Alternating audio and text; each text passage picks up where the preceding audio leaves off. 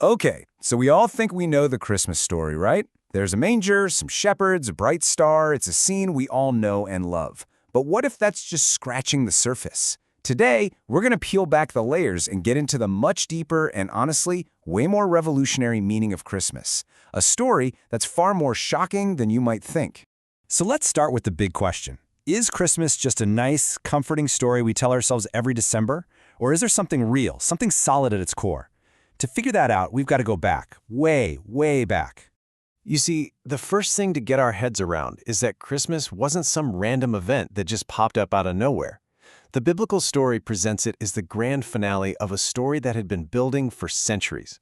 It was all about fulfilling ancient promises. Okay, check this out. This is a prophecy from the Old Testament book of Micah, and it was written hundreds of years before the first Christmas ever happened. And look how specific it is. It calls out the tiny, seemingly unimportant town of Bethlehem as the birthplace of this future ruler. Now fast forward a few hundred years. The New Testament account in Luke tells us that a Roman census, of all things, forces Joseph and Mary to travel to that exact town, Bethlehem, right when Mary is about to give birth. The story is making it super clear this is not a coincidence. This is history falling right into line with prophecy. And get this, it doesn't even stop there. Here's another major prophecy, this time from the book of Isaiah. This one gets even more specific and, frankly, a little weird. It talks about a virgin birth and gives the child this very particular name, Emmanuel. So why is that name, Emmanuel, such a big deal? Well, the Gospel of Matthew connects the dots for us. It says this name literally means God with us. So this is a huge clue, right? It's telling us this story isn't just about where a king would be born, but about who this king actually was, God himself, here on earth with us. And that whole God with us idea, well, that drops us right into the next layer of the Christmas story. And this one is pretty mind-bending. It's the core theological idea of the Incarnation.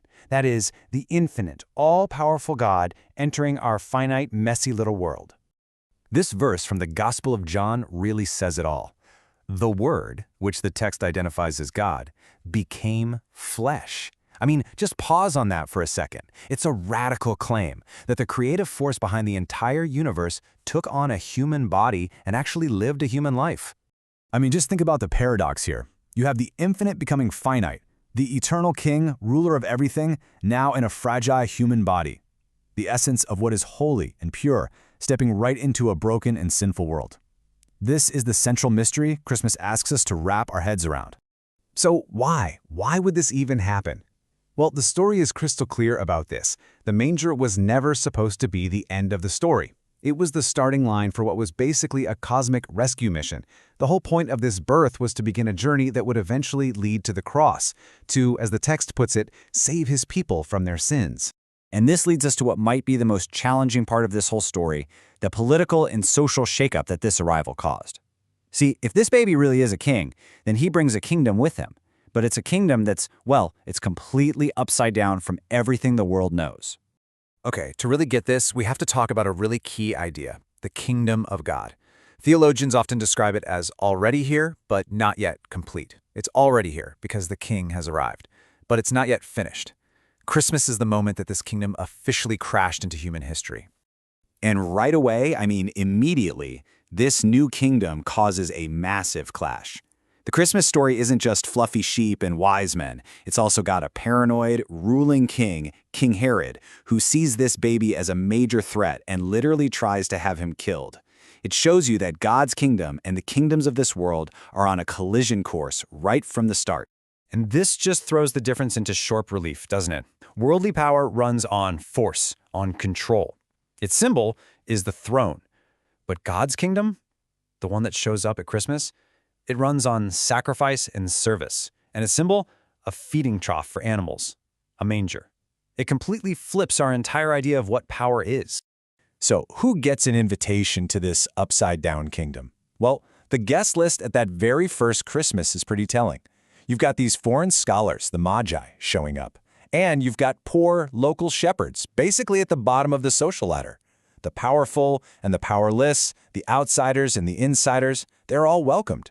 It's a powerful symbol of a new community where all those human barriers we put up, race, class, status, they all just come crashing down. So all of this brings us to the most important question of all. If this story is more than just some old tale, what does it mean for us, right here, right now? How are we supposed to live in the reality of this kingdom today? What we're seeing in these texts is that the real point of Christmas isn't just a call to have a party and remember something that happened a long time ago. It's an invitation to actually participate in a reality that's happening right now, to live like citizens of this upside-down kingdom. So, the source material really challenges us to rethink things in three big ways. First, to recognize that Christmas is a real divine intervention in history, not just a cozy myth. Second, to reorder our priorities, to actually choose the kingdom's values of service and sacrifice over the crazy consumerism that always takes over the holiday. And third, to reposition Christmas, to stop seeing it as just a standalone holiday and instead see it as the crucial first chapter in the entire story of salvation. And why does any of this matter? Because, think about it, this gives us a totally different kind of hope. It's not some flimsy, wishful thinking.